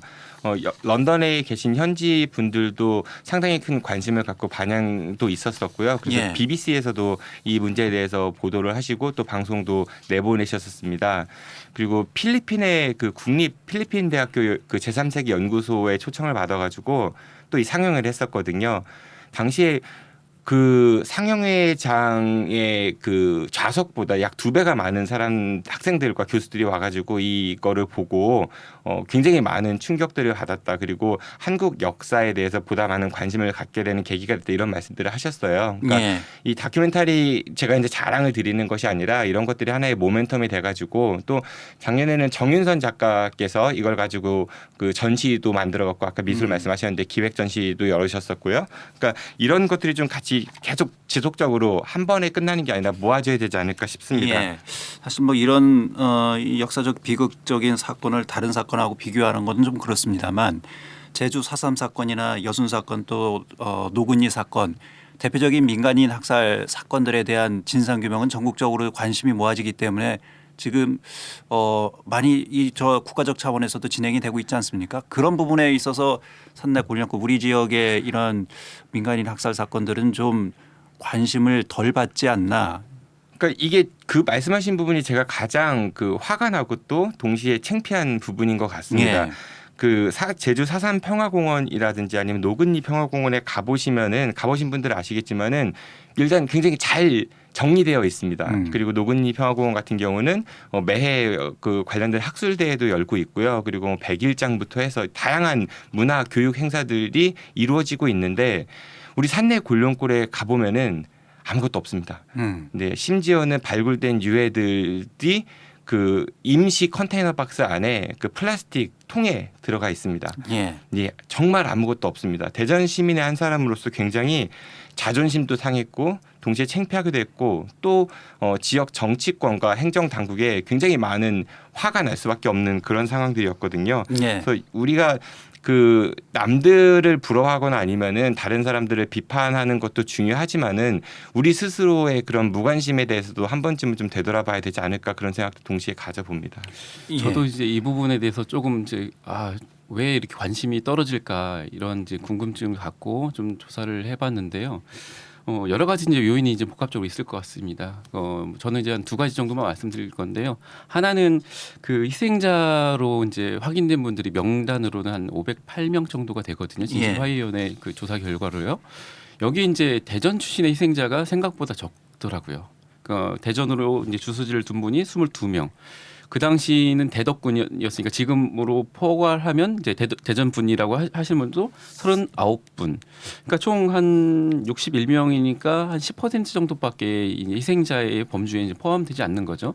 그러니까 이분들조차도 아마 그 수많은 세월 속에 연좌제 피해 속에 아마 고향을 좀 뜨지 않았을까. 그러니까 첫 번째로 직접적인 당사자가 적다라는 것도 하나의 요인이 될 수가 있겠고요. 두 번째로는 더 큰 문제인데 지역 사회 전체의 이제 무관심의 역할이 크지 않을까. 예. 뭐 지자체만을 탓하는 것이 아니라 시민들도 좀 무관심에 동참을 해오면서 조금 이러한 그 노력들, 기억을 되찾고 진실 규명하는 노력들이 좀 부족한 것 같아서 저는 좀 자기 반성부터 조금 드는 측면이 있었습니다. 맞습니다. 다시 한번 말씀드리지만 정치인을 움직이는 것은 시민들의 힘입니다. 시민들의 여론이고요. 네, 그렇습니다. 예. 그러니까 시민 여러분들께서 보다 정치에 많은 관심을 가져주셔서 우리 지역의 정치권이 좀 제대로 역할할 수 있도록 해줬으면 좋겠습니다. 정 PD는 그 산내 골령골에 대한 다큐멘터리 2탄을 지금 준비하고 계시다면서요? 네, 그 아까 말씀드린 대로 그 앨런 위닝턴 그 기자의 그 부인이셨던 그 에스터 여사가 이번에 방한을 하시는데요. 2박 3일 동안 제가 그분과 함께 동행 취재를 하면서 에스터 여사의 눈으로 본 산내 골령골의 슬픔을 작은 이제 휴먼 다큐멘터리로 제작을 할 계획입니다. 예. 작년에 만들었던 다큐멘터리 역시 대전 시민들을 중심으로 한 그 시민 펀딩으로 제작비를 마련해서 제작을 했었거든요. 예.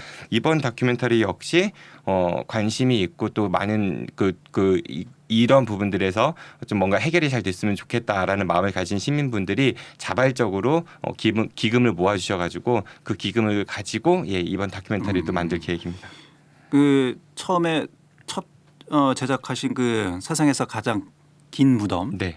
어디 가서 볼 수 있습니까? 유튜브에서 보실 수 있고요. 유튜브에 아힘 TV 혹은 팟캐스트 아는 것입니다를 검색하시면은 네, 다큐멘터리 확인할 수도 있습니다. 혹시 방송 듣는 분들이 관심이 있고 좀 한번 봐야겠다 하시는 분들이 계실 것 같아서. 네네. 예. 아니면 카카오톡 플러스 친구에서 아는 것입니다를 검색하신 다음에 친구 추가를 하시면은 네, 또 확인할 수 있습니다. 네, 알겠습니다. 임재근 팀장님도 역시 계속해서 뭐 이 산내 골령골과 관련된 연구와 또 취재를 활동을 해 나가실 예정이 있으시죠? 네, 사실 제가 이제 이 산내 골령골 문제로 이제 학위 논문을 쓰면서 이게 끝이다, 완성이다라고 착각을 좀 했었는데요. 하다 보니까 모르는 게 너무나 많았고요. 예. 아직도 이제 밝혀야 될 그런 진실들도 많다라는 것을 좀 알게 되었습니다. 그래서 뭐 관련된 뭐 취재라든지 그다음에 이제 이제 현장에 대한 해설들을 좀 많이 하고 있긴 하지만 이런 걸로는 이제 진실에 다가가기에는 좀 역부족이 있었습니다. 예. 그래도 이제 최근에 좀 반가운 보도가 하나 있었는데요.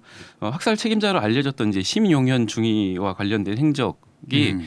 본인이 이제 그 당시에 대전 이제 이사단 헌병대에 근무했다라고 쓴 자필 이력서가 이제 발굴이 되었습니다. 예. 그래서 오마이뉴스 박만수 기자께서 이제 단독으로 이제 보도한 거였는데 이제 이런 것들 보면서 조금만 더 노력하면은 우리가 이제 찾으려고 하고 있는 진실에 다가갈 수 있구나. 다만 조금 속도가 좀 느린 것이 좀 아쉬운 점이긴 하지만 어쨌든 한 발 한 발 좀 앞으로 나갈 수 있다라고 해서 저도 그런 그 진실 규명 그다음에 진실을 밝히는데 좀 계속 동행하도록 하겠습니다. 예. 네. 자, 민간인 학살 사건 희생자들의 안타까운 죽음, 또 국가 권력의 부당한 행사로 국민들이 받은 고통, 그리고 또 한 번 고통을 겪어야 했던 유가족의 삶에 대한 명예 회복과 보상이 이루어질 때 진정한 화해와 통합의 길로 나아갈 수 있지 않을까 싶습니다. 지금까지 산내 골령골의 민간인 학살을 주제로 한 다큐멘터리 세상에서 가장 긴 무덤을 제작한 정진호 PD, 그리고 산내 민간인 학살을 집중 취재하고 연구해온 평화통일교육문화센터 임재근 팀장과 함께 금기를 넘어 진실과 화해로 골령골을 주제로 말씀을 나눴습니다. 두 분 오늘 고맙습니다. 감사합니다. 네, 고맙습니다. 5시 현대세남 오늘 순서 여기서 마치겠습니다. 저는 내일 다시 찾아뵙겠습니다. 지금까지 김현선이었습니다.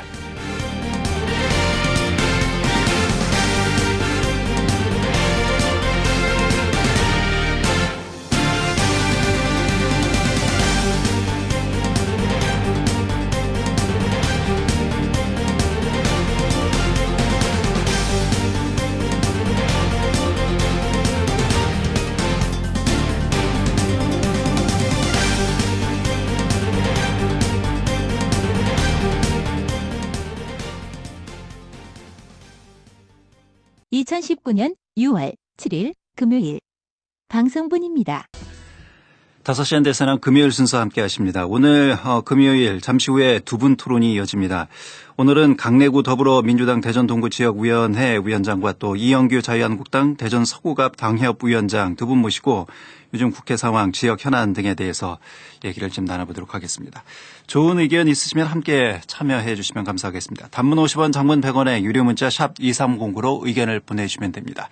샵 2309번이고요. 5시엔 대세남 페이스북과 카카오톡 플러스 친구에서도 참여하실 수가 있습니다.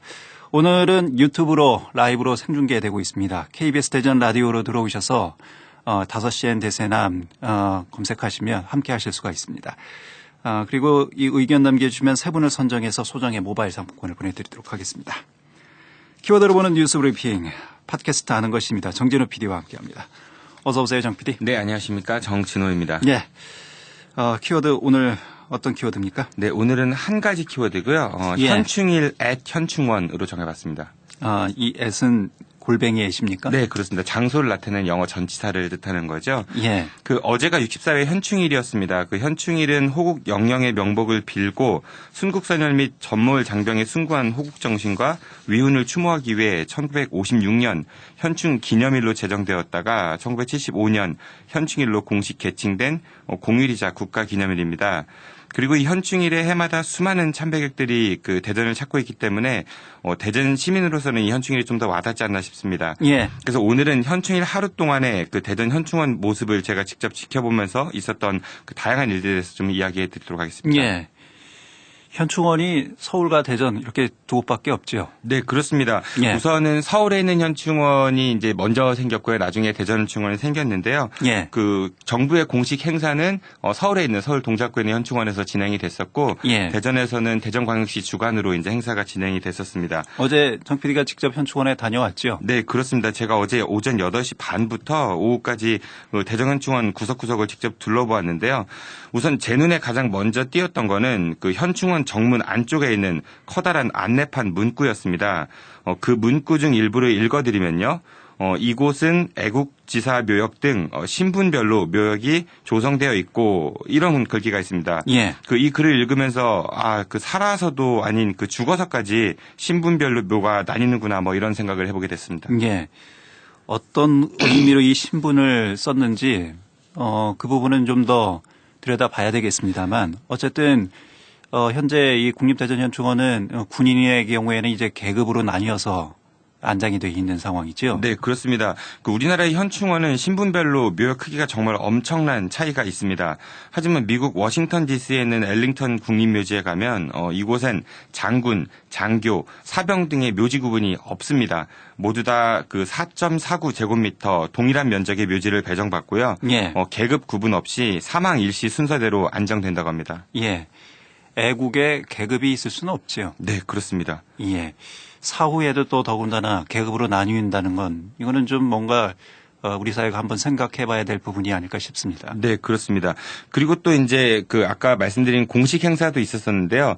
근데 이제 대전시가 주관한 공식 행사와는 별도로 민족문제연구소 대전지부를 비롯한 여러 시민단체에선 대전 현충원 입구하고 이제 장군 일묘역 등에서 반민주 행위자 2장을 촉구하는 퍼포먼스를 펼쳤습니다. 이들은 지난달 말 현재 65명이나 되는 부적절한 이들이 대전 현충원에 묻혀 있다면서 대한민국 정부와 국회는 국가유공자라는 보호막 아래 이들에게 국민 세금을 쏟아붓는 어처구니 없는 짓을 멈춰야 한다라고 성토하기도 했습니다. 예. 앞서 오프닝에서도 말씀드렸습니다만 우리 사회가 아직도 이 역사 바로 세우기 차원에서 친일 청산을 제대로 못했기 때문에 이 친일 반민족 행위자들이 여전히 현충원에 안장돼 있다. 이런 비판의 목소리가 있지 않습니까? 네, 그렇습니다. 정말 우리 현대사의 아픈 단면을 그대로 보여주는 상징적인 장면이 아닌가 싶어 마음이 좀 많이 씁쓸했습니다. 현재 국립대전현충원엔 김창룡, 소준열, 안현태 등 반민주 행위자들이 안장되어 있는데요.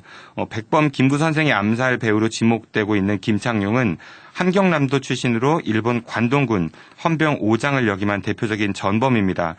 김창룡은 2차 세계대전이 끝난 뒤 고향으로 갔다가 일제에 부역한 전범 혐의로 사형 선고를 받았는데 이송도 중 탈출해 남한으로 온 뒤 좌익 사범을 색출하는 육군 공안통이 된 인물이기도 합니다. 예. 뭐 그밖에 일본 육사 출신으로 간도 특설대에서 독립군 토벌에 앞장섰던 김석범, 만주 군관학교 출신으로 5.16 군사 쿠데타의 주역 중 한 명이었던 김동하, 일본 육군 포병학교 출신으로 광주 민주화 운동 당시 전투병과 교육사령관으로 시위대 진압 임무를 수행했던 소준열, 하나의 출신으로 12.12 군사 쿠데타의 주역 중 한 명인 안현태 등이 이곳 대전현충원에 묻혀 있다고 합니다. 예, 반민족 반민주 행위자들이다. 뭐 이렇게 지금 규정돼 있는 인사들이다라는 얘기인데요.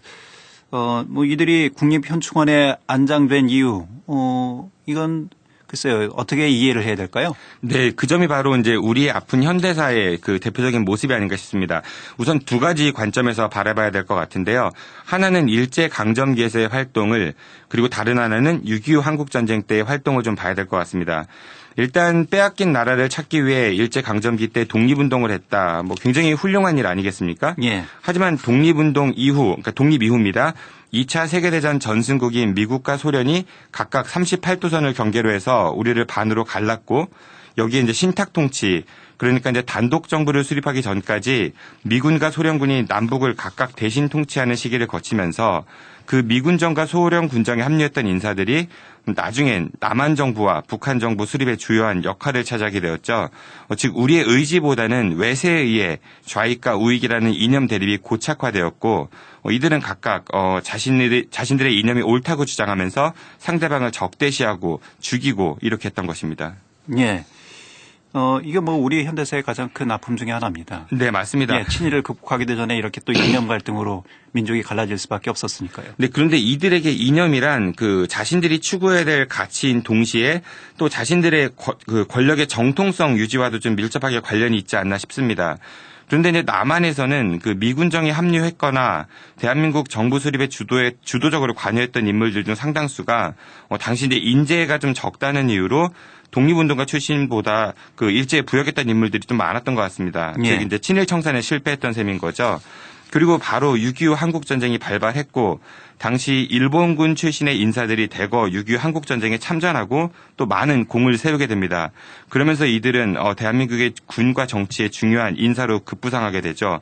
다시 말해 이들은 친일 부역자이자 동시에 한국전쟁에서 북한과의 전투에서 공을 세운 그런 인물들이었습니다. 예.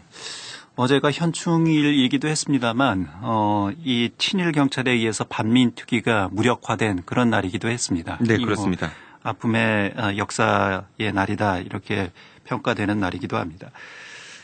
어쨌든 그 친일 인사들이 그 해방 공간에서 이 반공으로 옷을 갈아입으면서 6.25 때 공적을 세우고 그리고 뭐 모든 이제 부와 권력을 누리고 사후에는 국립묘지에까지 안장이 됐다 이런 얘기잖아요. 네, 그렇습니다.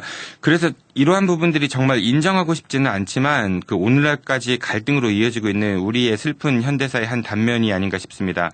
그런데 이제 일각에서는 흔히 자유대한민국을 위해 헌신했다 이런 이야기들을 많이 하고 있는데 그렇다면은 일제 강점기 때에는 왜 자유대한을 위해 싸우지 않았는지 이들에게 꼭 묻고 싶습니다. 예. 어쨌든 뭐 공과 관은 따로따로 이제 평가가 될 수도 있는 부분이긴 합니다만 반민족 행위에 대한 부분에 대한 역사적 평가는 분명히 이루어져야 될 것 같습니다. 그 부분에 대해서는 객관적으로 평가가 돼야 되지 않을까 싶습니다. 네, 근데 안타깝게도 이런 상황은 현재 진행형인데요. 그 이승도 해병대 사령관, 현재 사령관입니다. 이분은 이제 관행이라는 이유로 해병대 사령관 출신인 김석병의 묘역에 이제 올해도 조화를 보냈습니다.